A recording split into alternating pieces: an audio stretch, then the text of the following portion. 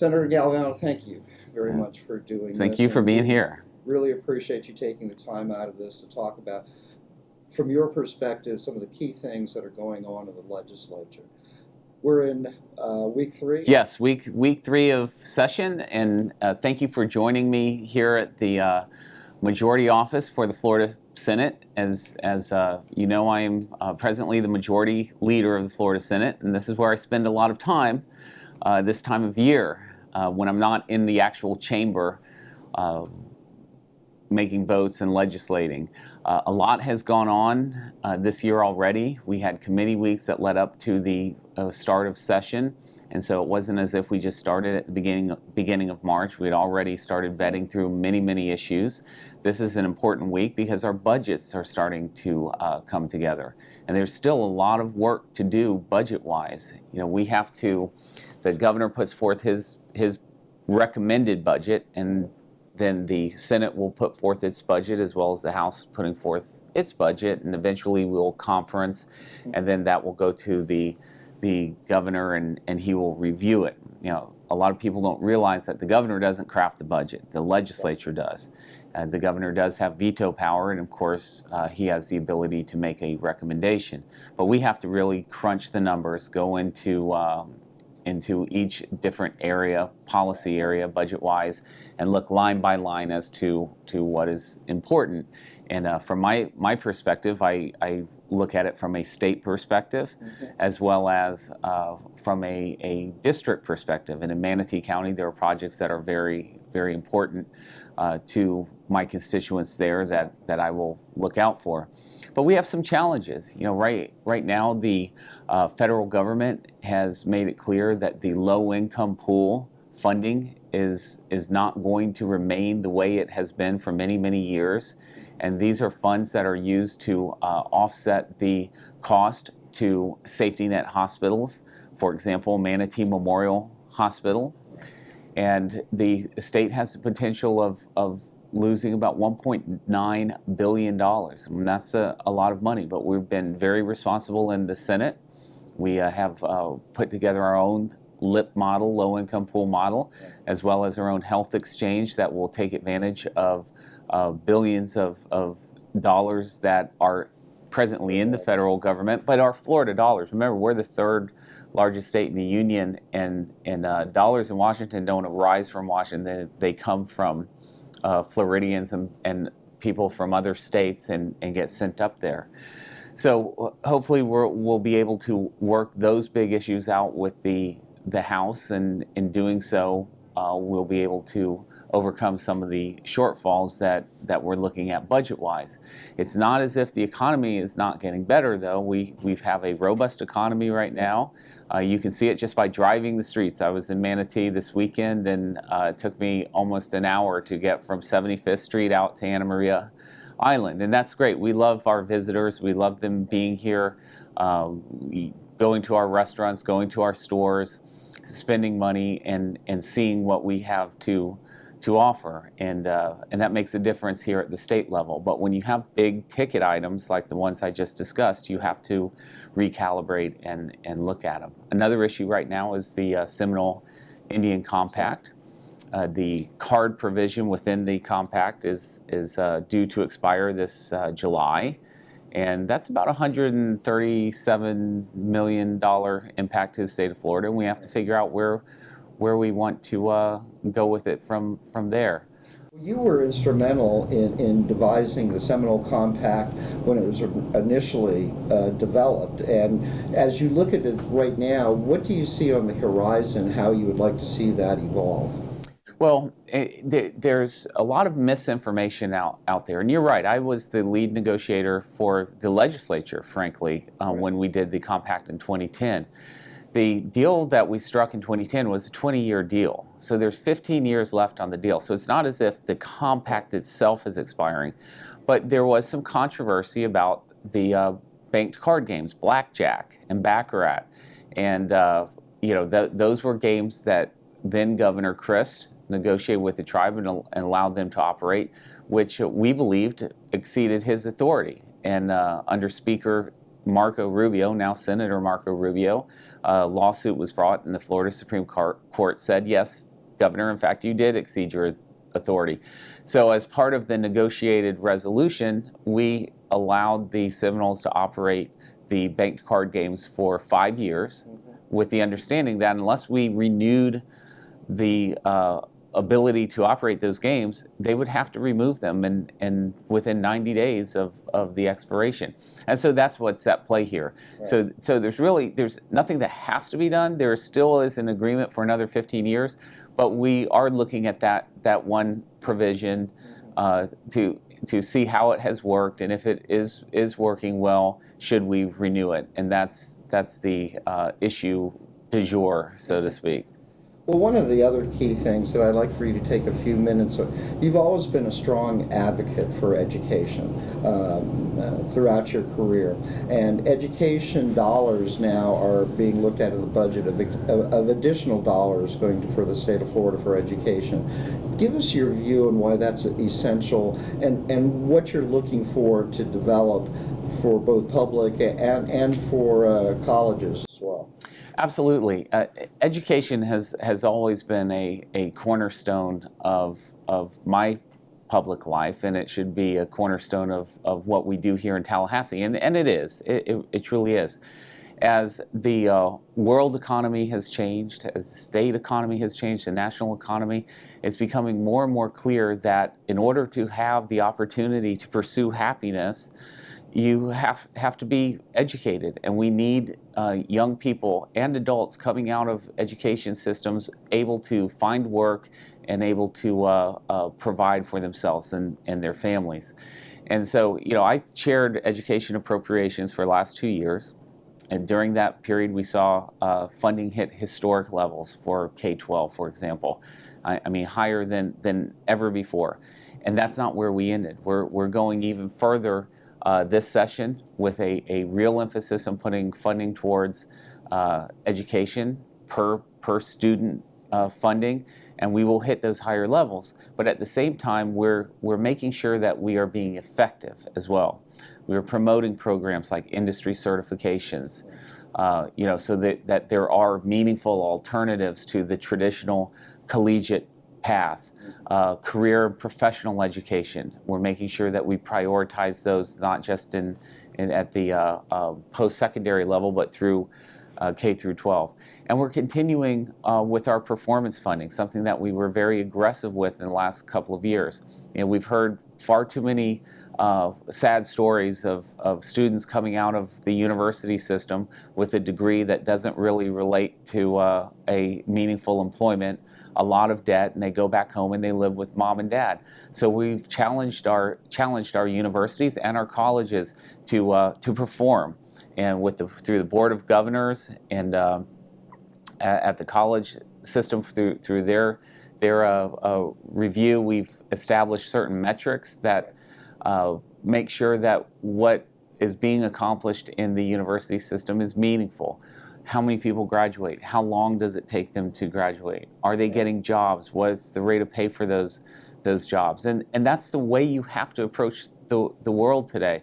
And so yes, education remains a big focus, and we're going to continue to do all that we can to make it efficient and effective. One thing I would mention that I've heard from a lot of constituents on is that we've revisited testing in the K-12 system. And we have a bill that's now been through 2 committees, and it will get to the floor of the Senate soon, that actually puts a cap on the amount of time that we test in the classroom to 5%, and it removes some of the mandatory end of course exams, and really makes sure that we are prioritizing teaching and not just testing. If I could do a follow-up on that, in Manatee, Sarasota County, there is an education corridor, the State College of Florida, USF at Sarasota, Manatee, New College, and tell us about some of the initiatives that you're looking at to help those universities and colleges succeed as you move forward. Well, we are very fortunate to have that education corridor, and we also have LECOM that's providing doctors of osteopathic medicine, as well as pharmacy students, as well as dental students. What we have done here at the state level is to work with these institutions to make sure that we're helping them collaborate and partner. A great example is what we're doing with USF and Mote Marine Laboratory. You know, we have a program that's funded at the state level that's a marine biology program that's unique in the country, frankly. With regard to New College, we're recognizing more and more the unique opportunities that New College provides for its students and making sure that we are expanding their opportunity. We funded a big data master's degree at New College. Of course, as State College of Florida, my alma mater, it was Manatee Community College when I went through. But we're making sure that it's keeping pace with the demand, with funding of the library and other new infrastructure type items. Well, one of the things that I'd like for you to take a little bit of time to talk about is one of the key things in Manatee County is Port Manatee. Yes. It continues to grow. The governor was just recently Yeah, it was there last week. And which we taped, and for the dedication of Berth 4, I believe it was. Why is, and there's increased spending set aside for ports throughout Florida for this year. Why is that critical, and why is Port Manatee continue to be a critical part for future development? Well, it's, again, the days of just dealing with policies and the economy intrastate are over. You know, we not only interact with other states in the union, but we are a world player. The state of Florida is. For example, you know, Jacksonville has a sister port in South Africa, and we recognize that what comes into this state is very important, and having the infrastructure to bring goods and services to the state of Florida needs to be a priority. Amazon, for example, is now here, and when I look at the ports around the state, frankly, Port Manatee has the greatest potential, and it's not critical of the other ports. It just happens to be that we have the greatest ability to grow from an infrastructure standpoint. We're not like a Port Miami that had to literally go underground to be able to meet the demand for access. We have a lot of room to grow. We have a lot of room to create arteries into our port, and the governor recognizes that. That's why he was there. And you know, if we can continue to make it an attractive port for businesses from around the country and around the world, it's only going to mean more opportunity for Floridians. And one of the key things that people tout about the port is its proximity to the Panama Canal with its recent renovation and expansion. Oh, yes. So that'll be create even more of a marketplace for that port particularly, but for all of Florida. Oh, absolutely. Florida is such a unique state, being a peninsula, positioned where it is. You know, it truly is a gateway to the Americas, frankly. And you add to that it continues to be the #1 destination in the world. Everybody wants to come to Florida. I think everybody wants to go to Disney World, frankly. But yes, yes. On last Sunday they did, and those are opportunities that we need to take advantage of. We love to have our tourists visit, but we want them to see what we have to offer beyond just a few days vacation. Well, one of the other key things that's the governor has talked about and put a lot of effort into is the restoration for Everglades restoration and how important that is. Coupled with that is the Amendment 1, which is setting aside money for land, for purchase of land. Why is that such a critical part of the overall budget, and why do you think it's important for Florida? Well, it is a big part of the budget. The residents of Florida have spoken. They've voted. They've added to our Constitution a requirement that 33% of our documentary stamp taxes go to preservation through Amendment 1, and we're taking it very serious in the Senate. We want to meet the intent and the spirit of the amendment. And then when you talk about the Everglades, that's, you know, it's such a beautiful piece of natural property that we have here in the state of Florida. It's historic, but it also brings its challenges, because there were things that had been done through centuries that we have to either mitigate or create alternatives for. And so, it's very important that we continue to focus from an environmental standpoint, as the governor has said, and as we were doing here in the Senate, and the House is looking as well, to make sure that we are comprehensively doing what we need to do to preserve that natural gem. And just a couple more questions, Senator. One of the key things that the governor has looked at, and I'm sure the legislature, is that he wants to cut taxes this year as move forward. How do you see that developing with your budget and the House's budget and the continued emphasis on cutting taxes? Well, a couple of things. We've gone through some very austere budget years, and we here in the legislature tightened our belts, made some tough decisions like people do in their homes every day, and we're able to get through it by not trying to tax our way out of it. And I think the fact that we didn't raise taxes, but yet continued to reduce taxes and regulations for that as well, yeah, that's what helped us come to this position where we're doing better. The governor has put forth a budget with a very aggressive tax cut proposal. We're going to look at it all. Again, we have to be a bit more measured, and we have to understand truly what the impact of the low-income pool that I discussed earlier will be on the state budget. Will we cut taxes? Yes, I'm sure we will. At what level? That hasn't been decided yet. And Senator, in a position of leadership that you're in, there's a tremendous amount of not only responsibility, but, kind of an obligation to try to determine the best course. This has got to be a time-consuming task for you. There's just a lot of emphasis on and you've always been, at the forefront of tackling tough issues.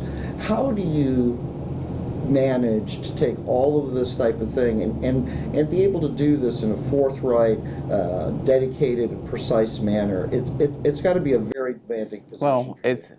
Well, first of all, I ran for office to work for the people I represent, and so that's part of the job, and you'll never hear me complain about it. I want to be involved in the complex issues, and I'm going to give it 110%, as they say, to reach resolution. I'm very fortunate to have a very, very supportive family. My wife, Julie, has been amazing through the process. She understands my children, Michael, William, Jacqueline. They grew up in the process, and so that's a big part of it. But it's a question of understanding that you have been given this responsibility and meeting the responsibility. So it means a lot of late nights, early mornings. I saw you at 7:30 this morning, That's right, coming into the building, but we'll keep doing it. I'm enthused about it. I enjoy what I do, and these are important issues that affect the people that I care about. And one final question for you, Senator. If you had a chance to talk to your constituents in your district and tell them, what are the things that you're looking at to represent them, what would that message be? Well, I think always I would start with what I found is the most important aspect of the service we do is constituent service. The individual help that we provide through our local offices, whether it's getting through some red tape or answering some questions. So I'd start by saying, do not hesitate to reach out. A lot of what we do up here never gets understood or recognized, but we're there for you throughout the district. Having said that, making sure that we have a balanced, meaningful, reasonable budget, and that the state of Florida stays strong economically, and that it has opportunity for the residents to pursue their dreams. Week 3, what do you foresee for the remaining weeks of the session? There's obviously a lot of work and a lot of decisions to be made, but is it going kind of in the direction that you expect? By week 3, yes. I've done this for a long time now, and usually by week 3, if you've not been in the process, you say to yourself, how could we ever be finished on time or get done what we need to get done? Because there are a lot of different ideas as to what's going on. But this is a par for the course right now. It continues to get more intense day by day. And once we have the budgets out there and we start our true negotiation with the House of Representatives, then we'll start to bring the ship into the port.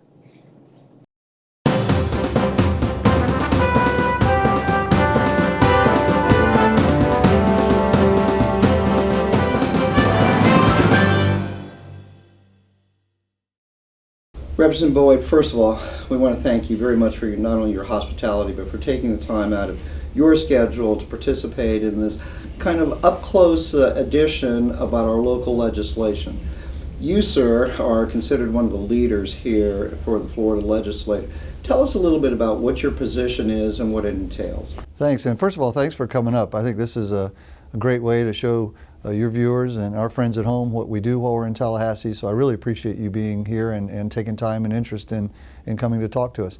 My role this year is a majority whip and deputy majority leader, so essentially along with the leader of our Republican caucus, I work with the speaker and the leadership team to accomplish the caucus objectives and the things that are important to us as we go through the legislative session. So not only do I work on legislation, but I would work with other members in trying to advance their legislation if it's good for the cause. So it's kind of a lot of moving parts, but a lot of fun and a different assignment for me this year, but I'm really enjoying it.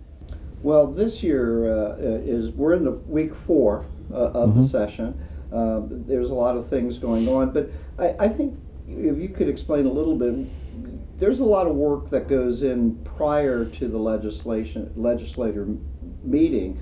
There's committee meetings, things get vetted. So by the time that you convene, you've already done a great deal of work and you know kind of the path that you're going to take. Sure. Yeah, we've been here, Charles, since January. We were here 2 weeks in January for committee meetings. We were here 3 weeks in February for committee meetings, and then of course the first Tuesday of March the legislative session started. So we started hearing bills, we started hearing initiatives, ideas, and started dialogue back in January. Those bills have started to move through the process and now are at some of their final committee meetings. This week, in fact, will be the final week for subcommittee meetings. And then over the next couple of weeks, we'll have the large committees will continue to meet to hear all the legislation that has come out of the various subcommittees. Right now, we're also in the process of vetting our budget. You know, as our only constitutional obligation every session is to pass a budget and a balanced budget, and so we have to do that. Other things will happen, of course, but that's our priority. So the budget came out last week, the preliminary budget. You know, the governor issued his budget a couple weeks ago. The Senate will be working on their budget. We work on ours, and then over the next couple of weeks, we will have what we call a conference where the Senate and the House members get together and work out, you know, differences in the budget. So they may have X amount for this issue and we may have Y, and then we have to see if we can come to an agreement. And typically that all happens, and by the end of session, you know, that has to occur so we can adjourn and have our budget in place, and then it goes from our bodies, the House and the Senate combined budget, goes to the governor for hopefully his signature. Well, one of the things, too, Representative Boyd, that I'd like for you to take a few moments on is that you've consistently been given positions of leadership and responsibility during your first term and your second term. Key things, insurance issues, ethics. You know, those are very heavy responsibilities. Tell us a little bit about, you know, those responsibilities and what you're doing this year as part of your committees. Thanks. I've been lucky. I've had good opportunities on good legislation that's been important, I think, for Florida. I've tried to accomplish that by working with both sides. I've got a great relationship with our friends on the other side of the aisle, the Democratic Party. You know, I view it as we all got elected to come up here and serve our communities. Some are slanted a little more Republican, maybe some are slanted a little more Democrat, but at the end of the day, I think voters and our constituents want us to work together to accomplish good things. So I've been fortunate in that regard, and I have had some great opportunities. We did the insurance reform, which is saving Floridians money and has cut out fraud. We did ethics and elections reform, and then last year we worked on pension reform. This year I have the Amendment 1 bill, which is the implementation bill for the voter mandate that came in this last election. 75% of Floridians voted for Amendment 1, which is, among other things, environmental land maintenance, preservation, and the like. So I have the bill that is essentially the framework for that initiative, and that's moving its way through. It's passed its 2 committees. The next stop will be probably the floor, so I would expect in a week or 2 we'll see that bill on the floor. Well, one of the things that we may avoid, to kind of clarify, is that this amendment actually provides like a budget structure that increases the transparency and accountability for the funding that will go into Amendment 1. Why is that essential? And it doesn't affect Amendment 1 and its efforts and the voter mandate, but why is it so important to have that kind of budgetary structure within the amendment? Well, we feel like we are honoring the will of the voters. The will of the voters was 33% of the dock stamp money that's collected in the state goes into a trust fund, and we established the Land Acquisition Trust Fund for that. Out of that, there's 2 funds. The Department of Ag has a fund and the Department of State has a fund. And then in the Department of Ag, there's a Fish and Wildlife Fund. But so the 33% flows down through into those trust funds, and it's used for the variety of purposes that Amendment 1 established. And we feel like we're accomplishing that with the structure. The bill that I'm running, the Amendment 1 bill, is simply what I like to consider the conduit by which the monies will flow. The budgetary, normal appropriations and budgetary process will decide how much goes where, just like every legislative session happens. But Amendment 1 bill, it's House Bill 1291, simply establishes the structure and the framework so those monies can flow. I'd like to take a moment too, if I may, to talk about education and education funding. This year, the governor and the Senate, as part of their budget, is looking at record per pupil funding. Right. Last year it was a significant increase. This year is even more. Why is that great emphasis on education so important for Florida? And what is the process now as this moves forward? Well, I am very proud of our House budget in the education per pupil funding is the highest, historically the highest level ever. The Senate, I think, is there with us, and the governor, of course, has a similar recommendation. So I know at the end of the day in the budget process, we will have the highest level ever funded for student funding and pupil funding in Florida, which is really exciting. And education is, just so important to everything we do. Our communities, our families, our businesses, just our quality of life. And education is critical for success. So young people without a good education aren't going to have the opportunities that they would normally have. So, and Florida now is, grown to be the 2nd largest state in the nation. So it's very, and lots of people want to be here. So it's very important that we focus on education and not just spending money on education, but doing the right things in education and making the right choices. So students have lots of options, have lots of choices, and can see their way to a really bright future because of the education that's taking place in Florida.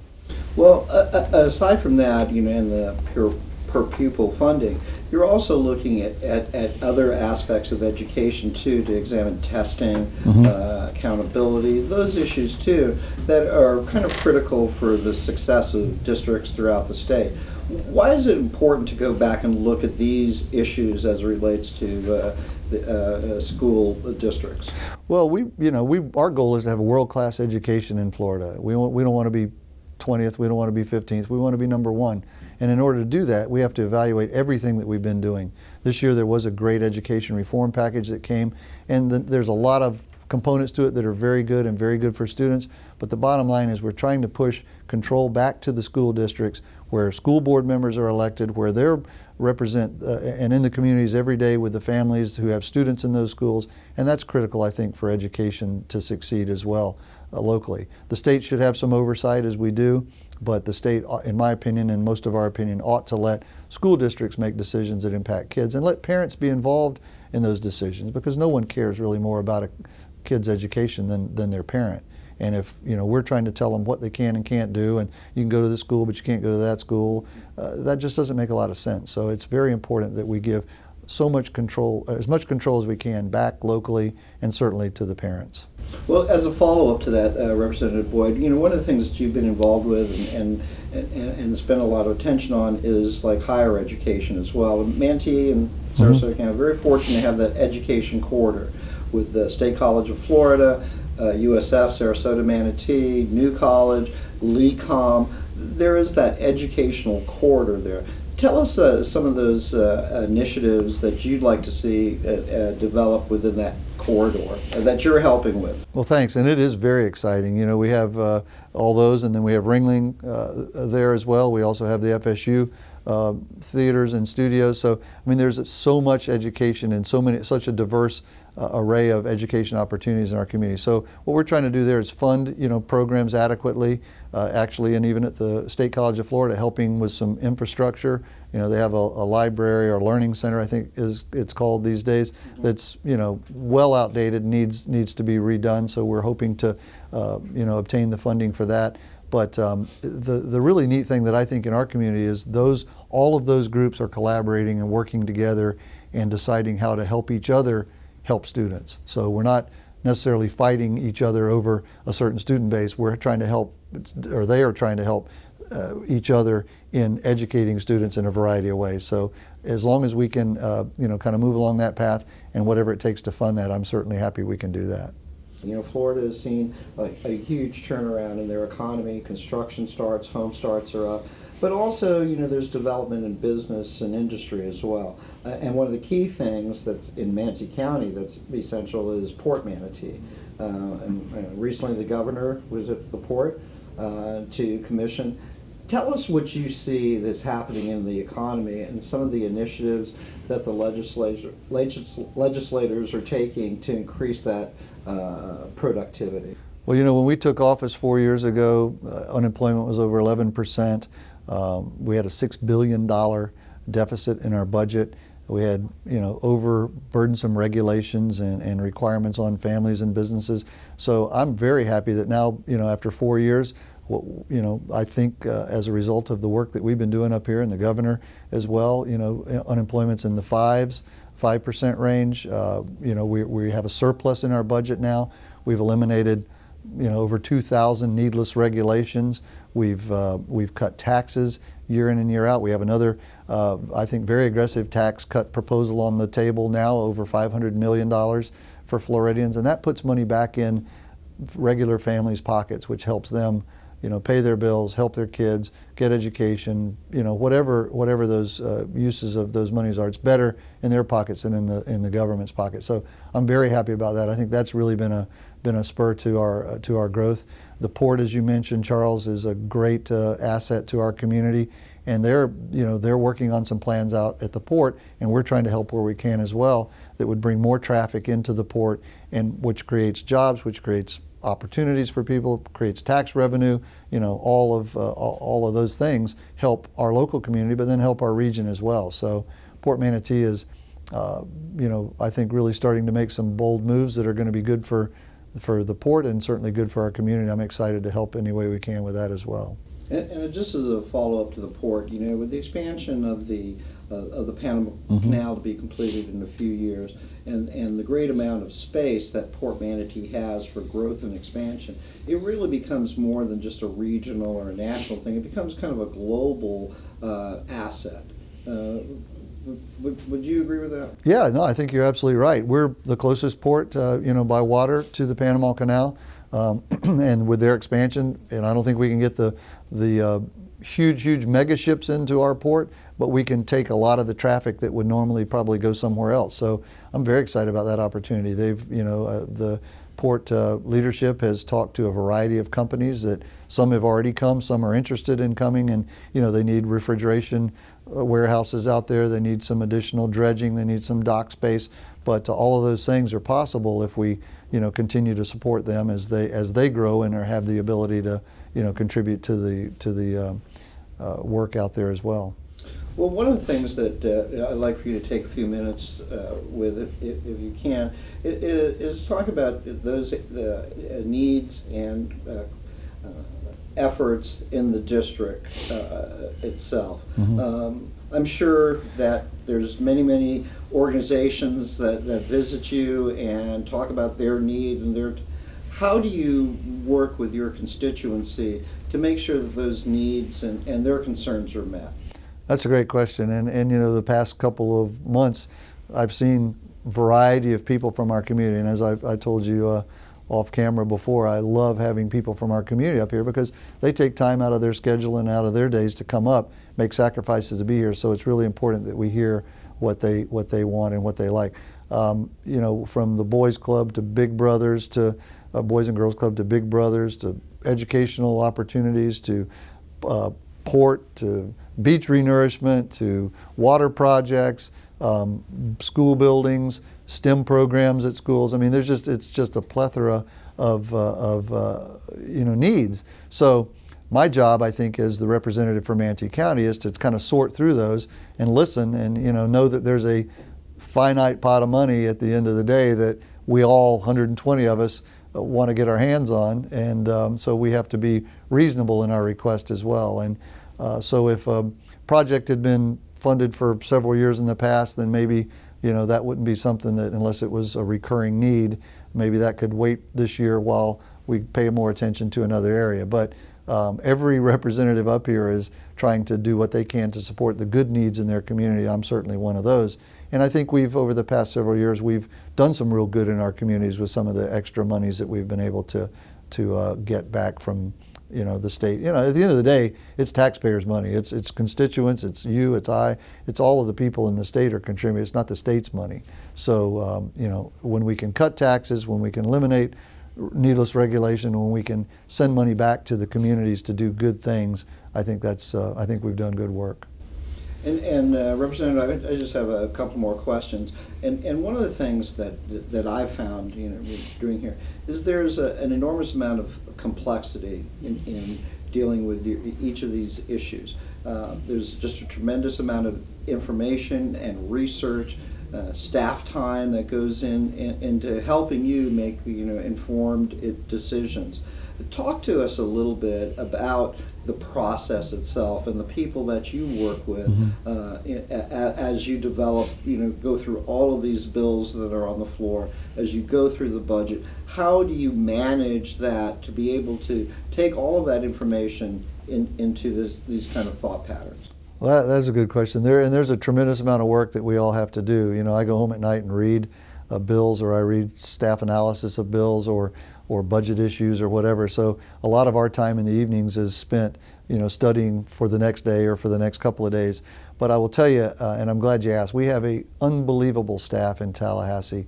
I mean, there is not one person in the House staff that isn't just what I consider a rock star. I mean, they work, as we move into session, I mean, it's not unusual at all for some of the main staff people to be here from 6 in the morning until 3 or 4 or 5 the next morning, literally go home in time to, you know, shower up or whatever, change clothes and get back again. I mean, they work day and night as this session kind of moves toward its conclusion, and very competent, very capable. There's so many smart people in this building that help us learn about the issues and research the issues. And I may read a staff analysis from one of them and then have questions. And, you know, it doesn't matter what time of day or night or Saturday or Sunday or whenever it is. All I have to do is email them or call them, and they're right on it, and they get the information back to you. So without our staff, it would be, I think, impossible for us to function up here in a way that we do and in a productive way. But they're the behind the scenes. They don't want any credit. They don't take public accolades real well. They just like to do what they do, but they do a very, very good job of that. And Representative, tell us a little bit about the leadership here in the House. You're part of the senior leadership as the House Whip, and you have many responsibilities to do that. How closely do you work with the House leadership to help devise strategies and policy? Sure, thanks, Charles. I'm blessed to be on the leadership team. Our Speaker, Steve Crisafulli, is just a wonderful man. He's a very principled, dedicated, hardworking family man, and so it's a privilege to be on his team. So we have a leadership team that's basically our main committee chairs, and the Speaker, the Majority Leader, Representative Young from Tampa, myself, the Majority Whip, and the Speaker Pro Tem, and then we work together as a team to decide, you know, issues and policy and strategies and the like. And then we have a smaller team that, you know, I get an opportunity to meet with the Speaker twice a week for just on a smaller scale, smaller table, to talk about issues with our caucus, with our you know, members, and where we're going and what we're doing and how we're doing it, and you know, kind of crafting strategy for our policy movement as well. So it's been a great experience for me this year. I had the privilege of being on Speaker Weatherford's leadership team last year, but I chaired a committee which was great. State Affairs was a wonderful committee, and I really enjoyed that.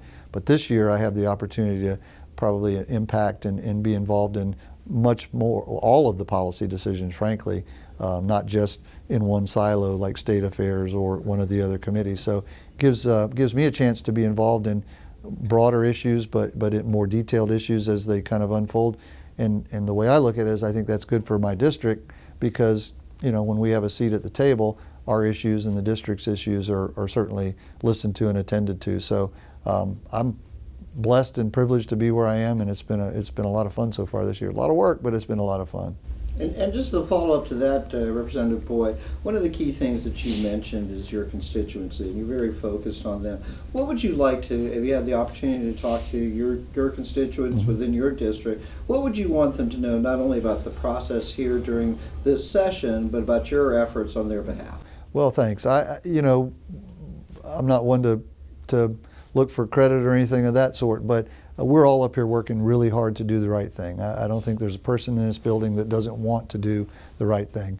You know, there's a lot of competing interests. There's a lot of pressure from different groups, and you know, you hear from one, and then the next 15 minutes, the other side comes in, and they make a fairly compelling argument as well. So you have to really kind of balance all that out and sort through it, and then at the end of the day, make a decision that you think in your head and your heart is right, but also that's right for your community. So I guess what I would say is the privilege of being up here serving our community is incredible.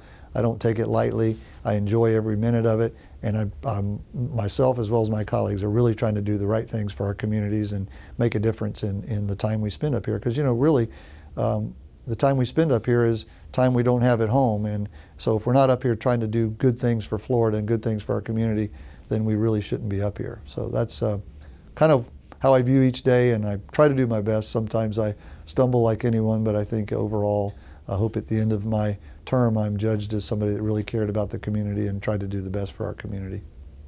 And Representative Boyd, you're week 4. You've got another 4 weeks to go in the. What do you see? How do you see this developing in the next few weeks? Well, the gas pedal will be pushed a little farther toward the floor as we move ahead. It picks up speed, no question, but it's exciting, and it's you know, there's a lot of moving parts. Some bills are going to die because they didn't get through the committee process, and members are worked up and they get a little freaked out about that, but that's the process. And you know, I'm one also that believes that we don't need to just come up here and pass more bills every year. We ought to really pass good public policy bills, but we also ought to look at our job up here as not necessarily just coming up and creating a bunch of new laws. But in all of that, and with that process, there's also, as we mentioned earlier, the budget, and that is picking up speed. We have our full Appropriations House meeting tomorrow. It's a 6-hour meeting, and we will go through the entire budget. We'll have testimony from lots and lots of people on what's good about the budget, what's bad about the budget, and then we move the budget probably toward the floor in the next week or two, and then after that, probably 2-3 weeks from now, we'll start the conference where I mentioned earlier, where the budget committee, the Senate Conference Committee and the House Conference Committee get together and try to blend a budget or fashion a budget, if you will, that's good for everybody and that we can all agree on at the end of the day. And again, hopefully the governor will sign. And maybe he's watching this and sign our budget, Governor. I think it'd be a good one.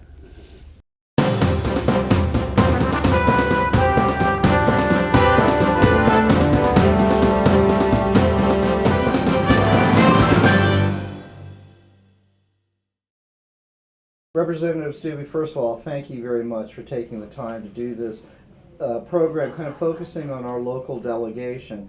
First of all, we're in week 4. Tell us how you think it's going so far. Yeah, you know, every session is different. It's been good. We've been moving bills. We start actually today. This week we vote out the budget in the Appropriations Committee. So we're kind of ahead schedule on the appropriations piece, which is a good thing because that gives us time to do conference and then look at other bills.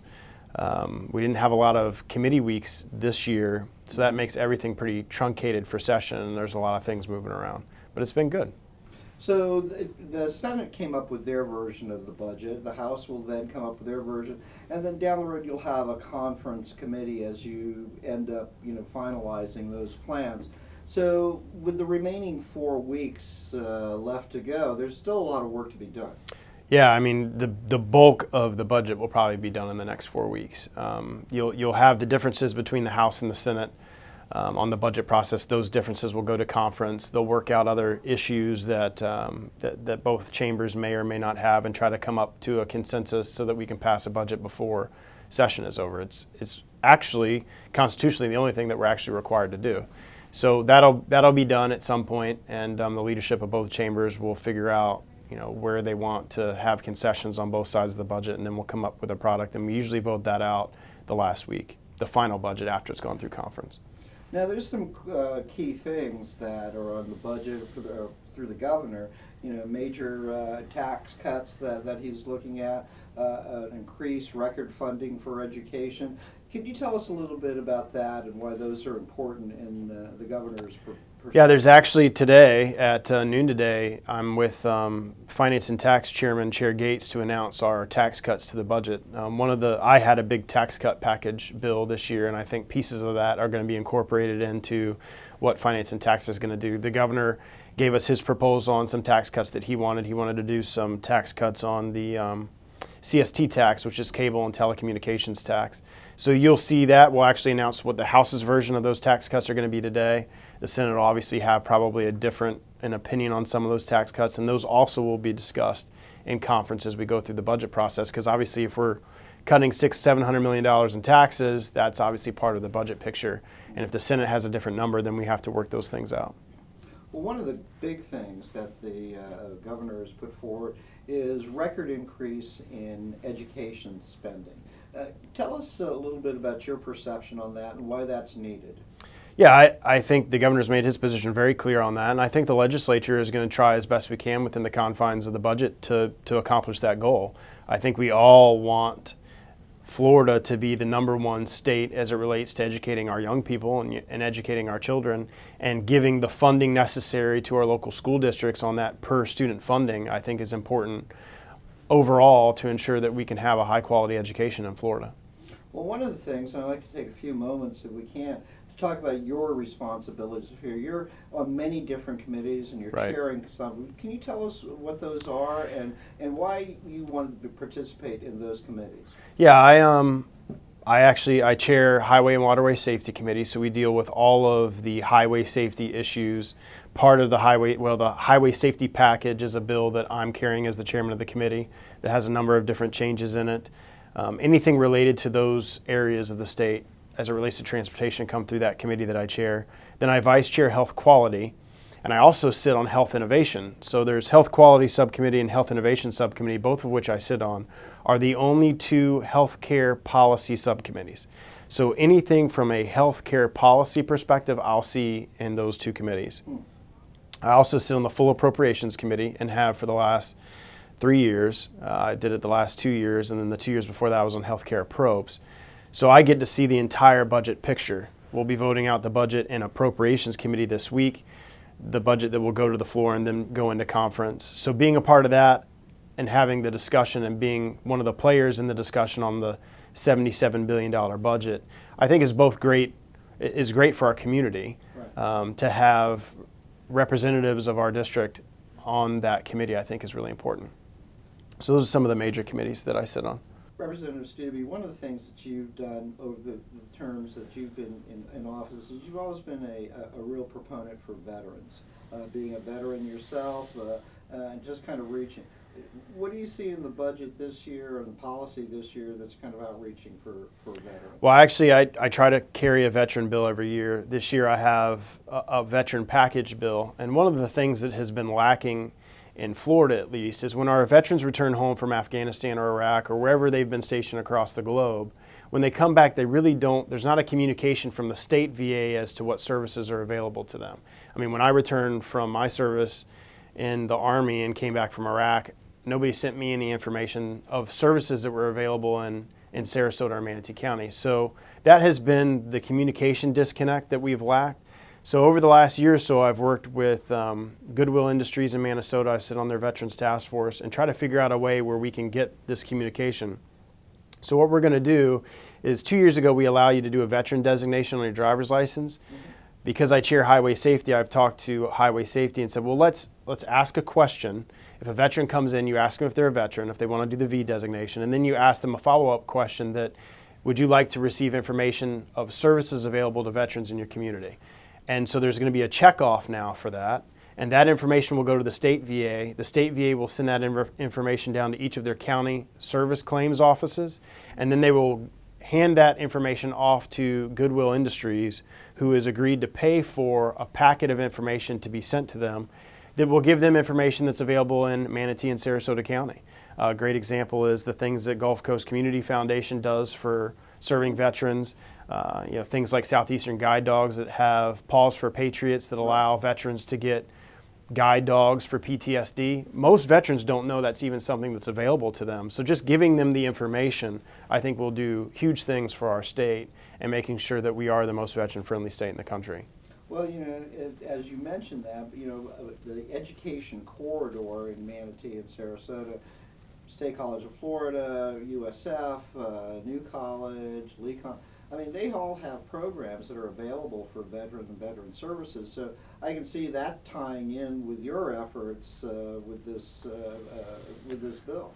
Yeah, several of the universities in our local area are one, we have a large number of veterans in our community, both in Manatee and Sarasota County. So our colleges and our universities also play a big part in trying to serve them, because we have a lot of veterans that go to our state colleges and universities in the area. So yeah, I think that can certainly help. And I know that State College of Florida, USF, Sarasota, Manatee have been very supportive on veteran issues.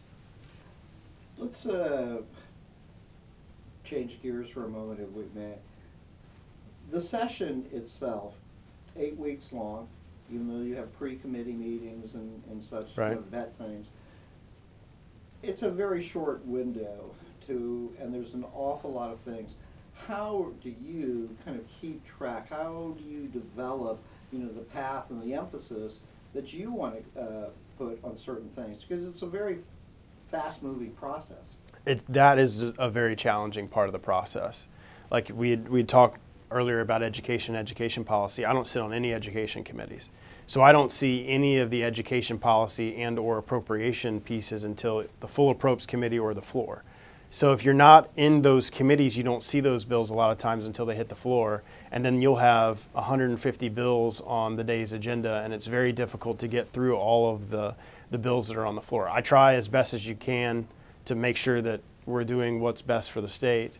But that is probably the biggest challenge, because you have 60 days and things are moving through at such a pace that towards the end of session, you'll have 100 bills on the agenda.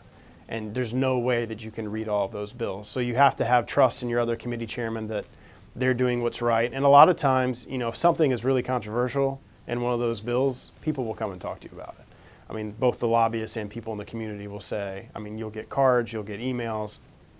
So that's a good way to hone in on things that we may need to pay attention to. But I try my best. I certainly look at everything that comes through committees. And I try my best to stay on top of issues that are important to me in our district. But that can be quite a challenge to keep up with all those bills. Well, just to be able to do the analysis on something so you can look at it and make your best informed judgment on it. If nothing else, it's just time consuming. Yeah, and staff actually does a really good job on their staff analysis. There's a one-page summary analysis in the very beginning of all the staff analysis for the bill. So that actually helps us tremendously, because in 2 or 3 paragraphs, I can quickly read what the bill does, what the law was, what the bill's trying to do, and if it passed, what changes it would make. So that helps a lot to just read those summary analysis. One of the things and you mentioned, I'd like to follow up if I may, is that you've been very involved, very active, and very attuned to the needs of your constituencies, Manatee and Sarasota. And one of those key things is mental health issues. Can you talk a little bit about that and your efforts on behalf of? Yeah, I think it's really sad to me that we are 49th or 50, depending on what survey you look at, in funding for mental health. And I think putting money in mental health saves money on the back end, because these people aren't going to jail and they're getting the treatment that they need. And I really think it's sad for our state to be at the level that we are at. The House has been very proactive in trying to bump up the funding to mental health. I put in a budget request for Manatee Glens in the budget this year. I believe it was for about $600,000 for one of their crisis centers to try to up the amount of funding that we have in mental health. I think it's really one of those things a lot of people don't pay attention to. And unfortunately, they haven't gotten the level of funding that they've needed. And I really think that if the programs and the funding were higher in those areas, we would probably save money in the judiciary realm, because these people would be getting the treatment that they have and not be getting arrested for petty crimes and then put in jail, and then your tax dollars are paying to take care of them there. So yeah, I think that's definitely something. And hopefully this year we bump it up a little bit, and hopefully we can continue, if the budget picture keeps looking good and the economy in Florida continues to rise, that's something that we can put more and more resources towards. Well, one of the things you mentioned is, kind of reaching out and working with Manatee Glens, but you're also involved with a lot of other organizations within your district and your. Why is that important to you to work so closely with your district partners? Dealing with constituents and responding to constituents is the most important part of my job, in my opinion. I think we all need to be very available. We try to respond to every email, phone call, letter that we receive in the office to make sure that constituents know that their voices are being heard and we're being responsive to that. We try to meet with every single person that comes by our office, and I think it's very important to do that. I mean, that's what we're here to do, is to make sure that we represent the people of our district and the people of the state of Florida. If I may, I'd just like to follow up with a question about the college carry, because it just occurred to me, and the school thing. What kind of initiated you? What was those key things that made you want to put these forward? What was that kind of initial thought that you thought these are important, these are things that are going to be good for the state of Florida? Well, initially it was protecting our kids. I mean, having a military background, one of the things you look at is weaknesses in your defenses. And when you look at Manatee and Sarasota County, and there's not a single school resource officer or anyone that legally can carry a firearm at any of our elementary schools, and then you see what happened at Sandy Hook and how fast somebody walked in there and started shooting innocent children, to me, that's identified a weakness in our defenses. And why would we not want to protect our most precious resource in our state, our children? And so I started working with the Sheriff's Association and different organizations to try to figure out a way that we could ensure that we had someone highly trained, highly capable, quickly able to respond at all of these campuses. Because unfortunately, waiting on law enforcement, sometimes people are waiting in a corner while a gunman is walking around shooting at people. And I just don't think that citizens' rights should be restricted in any way when it comes to defending themselves or others. And I think we need to make sure that our children in our classrooms are well protected. And that's kind of what started the thought process. And having a military background and believing strongly in people's inherent right to self-defense. When you identify a real problem, in my opinion, of the state, I mean, most elementary schools in our state do not have school resource officers. And school resource officers really aren't trained specifically in school safety. My bill would actually put people in schools that would have specific school safety training. And that, I think, is also lacking in a lot of the discussion. People don't realize that SROs don't have additional school safety training, and this course that would be developed for the people that would be designated would be specific to that. And I think that's really important to have. Again, as carrying the flag on both of these efforts, I'm sure that you received a lot of criticism, from people that feel that this is kind of unnecessary. What is your response to that, both for the college carry as well as for the school resource? Well, it's interesting when, I had a woman who represented was a teacher at one of the universities that came in and talked to me. And the first thing I do is kind of explain to her what this current status of the law is. Because what I don't think a lot of people understand is people are carrying in Publix, in Walmart, at the mall they go to, at UTC down off University, at Cooper Creek Plaza, at the park where you have all the kids playing. You can carry a concealed firearm there, and I think there's a lot of people that don't realize that. And then they think that on the campus carry that I'm allowing any college student to carry a firearm, and that's not what the bill does. The bill only allows concealed permit carrier holders who are 21 years and older, have gone through the training, gone through the background checks to carry. So there's a lot of initial resistance to anything that you talk about as it relates to firearms. And I understand that because there's people out there that just don't like guns. But restricting law-abiding citizens' rights just because you don't like guns, I don't think is the correct avenue to go. So a lot of people actually feel much more comfortable after I explain to them what the bill does and really the facts and the scenarios and the timetables and things that people don't really have the knowledge of because they haven't done the research. And then suddenly they're like, actually, I see your position on it. It makes sense. Well, one of the things, and I don't, you've already talked about it, but I'd just like you to reemphasize it, is being a veteran yourself, and giving the opportunity for veterans to as they continue their education, to have that kind of a right and responsibility to protect themselves and others. It's a big thing. You're standing in front of a picture of your OCS class. You've got things from your operation. It's got to be rewarding for you to say, hey, listen, I want to help these veterans, and they're willing to help their country even after their term of service. Right. Well, what's really interesting, after I filed the bill, I had a lawyer in Miami who sent a letter. His daughter is a Marine. She served honorably in Iraq. She came back. Now she's going to school. She's using the GI Bill to go to school. So she's a Marine. She served in combat, and she can't carry a firearm on her college campus to protect herself if, God forbid, some person tries to sexually assault her on campus or something were to occur. And that's not those type of people. I would think you would want to have those people in our schools to be able to defend ourselves and defend themselves and help other people who aren't comfortable or have the training in that. And so, yeah, there are a lot of veterans that certainly think that this is something that their rights should not be restricted. It's funny, we also got a thing from another constituent that said, everybody's fine with me manning a 50 cal in Iraq, but I come home and I can't bring a concealed carry weapon on campus, on a college campus, where the First Amendment, obviously everybody wants to talk about the freedom of their ideas, to talk about their ideas, but they can't have the Second Amendment right to defend themselves. Well, as this moves along, we probably kind of stay tuned. Perhaps we can do a follow-up with this at the end of the session.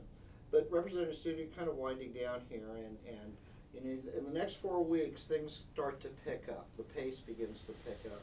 There's a lot of emphasis on trying to, decision-making process. What do you anticipate for the next 4 weeks? How do you see this process unfolding? It gets very busy because this is the last week for subcommittees to actually hold meetings. So they're actually, at the end of this week, there'll be a lot of bills that'll die because they didn't get a committee hearing.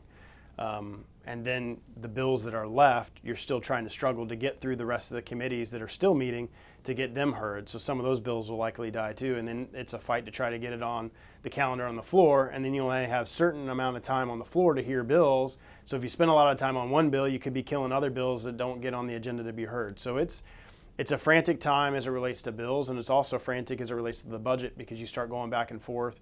You push the budget out, and then you have your conference meetings. So, yeah, the last 4 weeks of session, especially those last 2 weeks, are very, very hectic because you're trying to move as many bills as you can through, and you're trying to get the budget process finalized. And final question. If you had the opportunity to talk to your constituencies, Manatee and Sarasota County, what would that one thing be that you would want them to know about your efforts here and the work that has to be done here in Tallahassee? Well, I would tell them that this doesn't happen in a vacuum, that what they say and do and their contact with our office is very, very important. I would encourage anybody that has any concerns or questions as it relates to any bills before the legislature to contact me, contact our office. I have an open door policy. I always have. We try to meet and respond to everybody that comes to our office and contacts our office. So I would encourage you, if there's something you're yelling at your TV screen late at night watching the news, you should probably contact us and let us know what you're thinking. And one final thing for you. It's been said by many people that the Manatee County delegation, which consists of Senator Galvano, Representative Boyd, yourself, is probably one of the strongest delegations in the state, full of leadership and, responsibility. What would you say to that, about the rest of the delegation? Yeah, I mean, I think we're very lucky to have such strong leaders that we have in our district. I very much am honored to work with Senator Galvano and Representative Boyd.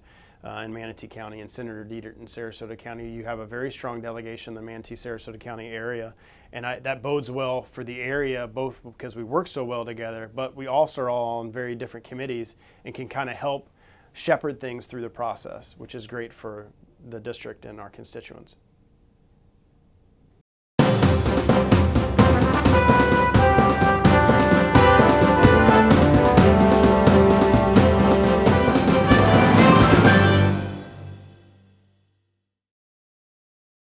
All right. Representative Rousseau, first of all, thank you very much for taking the time out of your schedule to talk to us a little bit about your efforts here with the legislature in this session. First of all, how's the session going so far? Well, it's every session acquires its own character and acquires its own legs. And you learn that after several sessions. This is my 7th one. Each one presents its challenges, both from the budgetary standpoint and from the standpoint of getting legislation moving through. So far this year, we're on track to not pass many bills. Certainly not many Democratic bills have been heard in the House, and there are various reasons for that. Well, one could be that Democratic policy and principles just don't match leadership policy and principles, and it could be as simple as that. There are some instances where Democrats have filed some good bills, and some of leadership and Republicans have jumped on those bills and in a bipartisan way have allowed them to move through. So I'm very hopeful about session. This session I've tended to work more on appropriations than just on legislation. Well, one of the key things that just happened recently was the Senate came forward with their version of the budget, and now the House will, I guess, go to conference with their version and the Senate version to kind of come to an agreement on the budget for the coming year? Yes, and you may have noticed, as the public is noticing, that there's about a $5 billion difference in between the two budgets. Less on the House side, more on the Senate side. And it revolves around two basic issues. The low-income pool, the LIP funding that the federal government has warned us for a while would be going away, and in fact it slated to go away. And the other is Medicaid expansion. How do you increase access to quality health care for the uninsured and the underinsured? That is going to be a very big conference issue.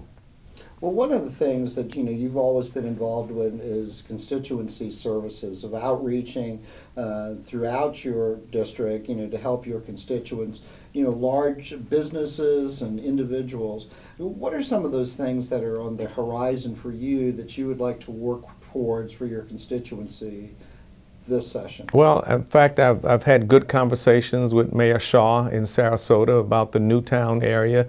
And as well as Commissioner Carolyn Mason about the need for economic development, the need to look at programs that bring jobs, but also health care.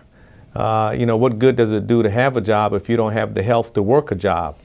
That's very important. And also in Manatee County, we have the Port Manatee, which is quite a jewel of the Tampa Bay area.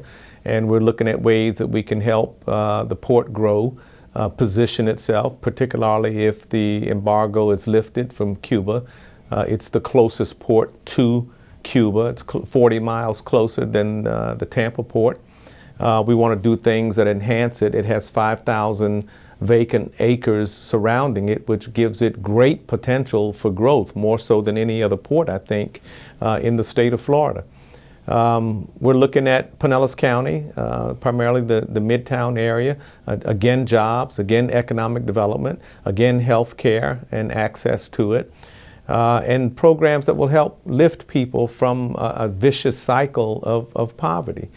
We're looking at start times for school. We're looking at gun safety. We're looking at grandparents' rights. I'm doing whatever I can do to lift the constituents of my district up. Well, one of the things that you've been involved with, Representative, and if you could take a few minutes, is, and tell us the status of it, is the backyard gun range situation. Why is this so important to you, and what would you like to see come about from your efforts? Well, it's about life and death. It's about public safety. It's about a neighbor being able to feel like their kid can go out and play on the jungle gym in the backyard, or that their spouse or loved one can barbecue and grill in the patio, in the pool in the backyard without a fear of bullets ricocheting or being directed towards that property. This was about to happen in Lakewood Estates, South St. Petersburg, and when I went over and looked at it, I was outraged, as were many of the neighbors. The bill is a common sense bill. I would defend to life the opportunity for someone to pack a pistol and go watch a movie, but I would dispute the right to fire that pistol in the dark. I think that what my bill does is it brings some common sense application to when and where you can shoot a gun. Not talking about carrying one. It's not about that. I support the Second Amendment. I support the right to bear arms. I would just dispute the right to fire that indiscriminately.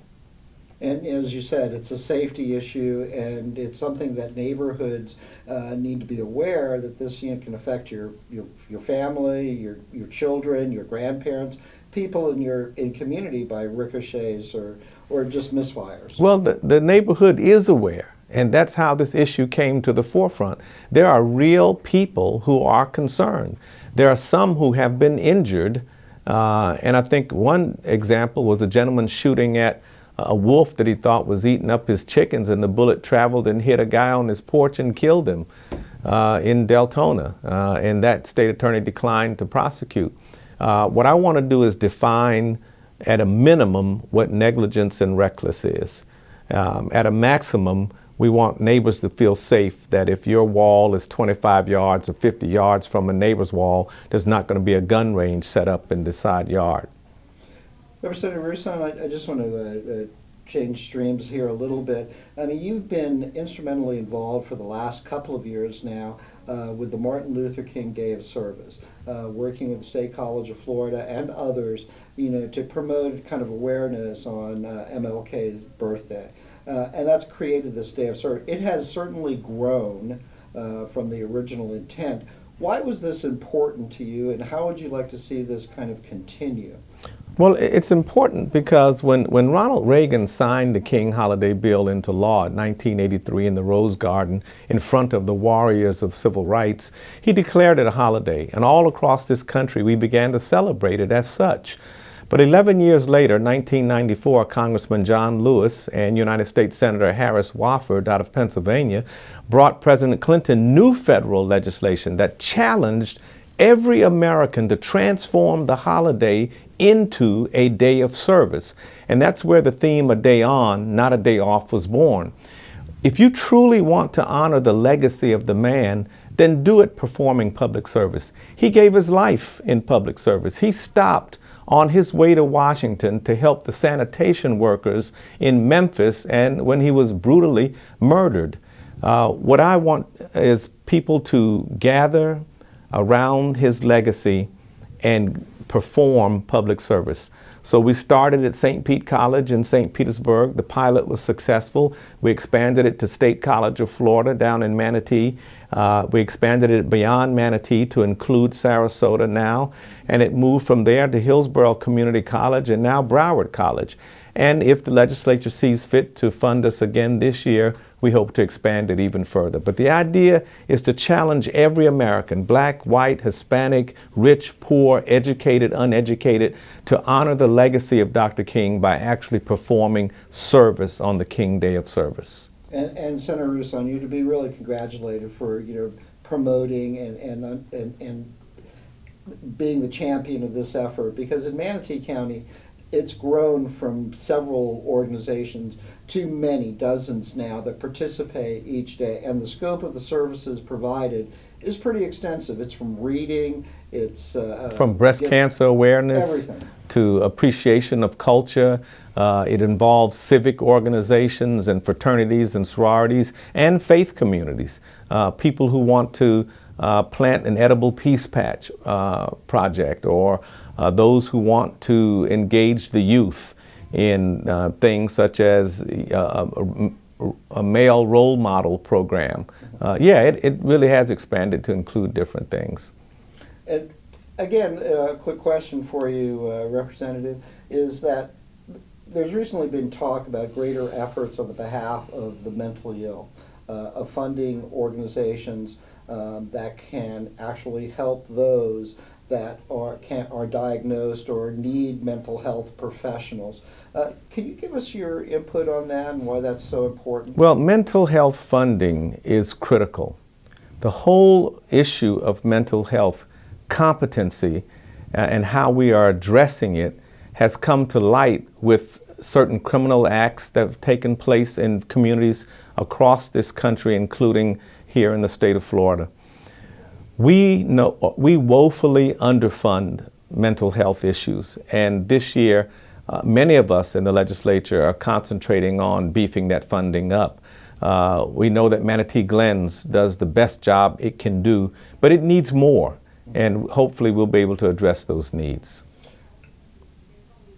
One question that just kind of parallels that is the question of Medicaid, Medicare expansion.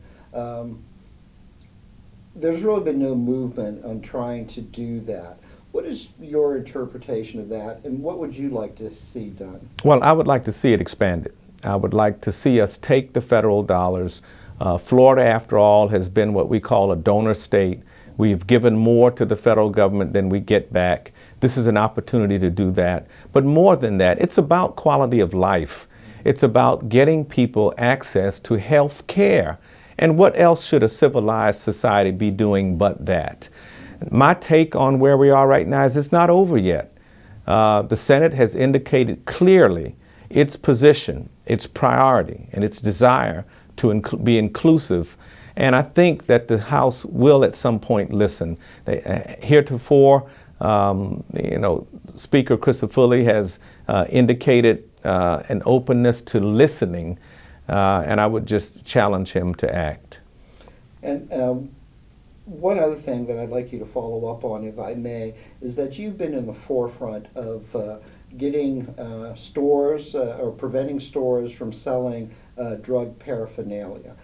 You've made this kind of a personal purpose to get that. Tell us why that was so important to you and the status of that now. Well, the status of it is we're not fighting that fight right now. We fought the good fight. I believed it was a charade. I believed it was an hypocrisy. How do you tell teenagers, 18, 19 years old, 17 years old, don't smoke dope, don't smoke marijuana, yet literally across the street from Gibbs High School was a store set up selling every kind of water pipe and bong and crack pipe you could ever imagine? How do you have these kinds of stores in our beach communities and other communities and neighborhoods, but then on the other hand tell people don't smoke dope? You know, a 10-year-old kid can tell you what's being smoked out of these pipes. Well, the climate has kind of changed in Florida. With the advent of those interested in expansion of medical marijuana, even those who are proposing full legalization, it just didn't make a lot of sense to spend political capital fighting that right now. I'm still very concerned about it. I'm concerned about substance abuse. I'm concerned about the hypocrisy. And I'm also worried about the message that we send to our young when we begin to legalize the usage of marijuana. And one final question. But I have to say now, there is a medical benefit to a certain subset of people, and we need to get as much relief to these suffering people as we can. Well, there's the measures that are being discussed and on the table about kind of expanding that, medical marijuana. How do you feel about that? Well, where do you think that stands? I'm not God. And since I'm not God, who am I to deny relief to a suffering person? If a marijuana joint will help someone live a quality of life without pain and debilitation, who am I to deny that? Which is why I voted in favor of Charlotte's Web, a oil-based extract of marijuana that will bring relief to children and adults with intractable epilepsy. Why should I deny that? Absolutely. And one final question for you, if I may. What would that message be that you would like your communities, your district, to know about your efforts here in this legislative session? Well, just that we're going to fight the good fight. It's very difficult with the numbers being the way they are in the House. When you're 81 to 39, it's extremely difficult to pass legislation, to bring appropriations home. This is where it makes sense to build relationships, to not be a bitter partisan, but to seek to find common ground and work on those things that are important to all communities, whether it's a Democratic district or whether it's a Republican district. There are issues of policy that are just right and that are wrong. And that's where we need to concentrate. And so I want my folks to know that I've done the best I could to work with the powers and to bring things home. As a legislator, I think we're here to do three things. One is stop bad policy. Second is create good policy and get it passed. When the numbers are like they are, it's sometimes difficult to do either one of those. And so then the third thing we should do is bring appropriations home, fund good projects, fund things that affect quality of life for families, for schools, for neighborhoods, for people. And that's what I hope to concentrate on.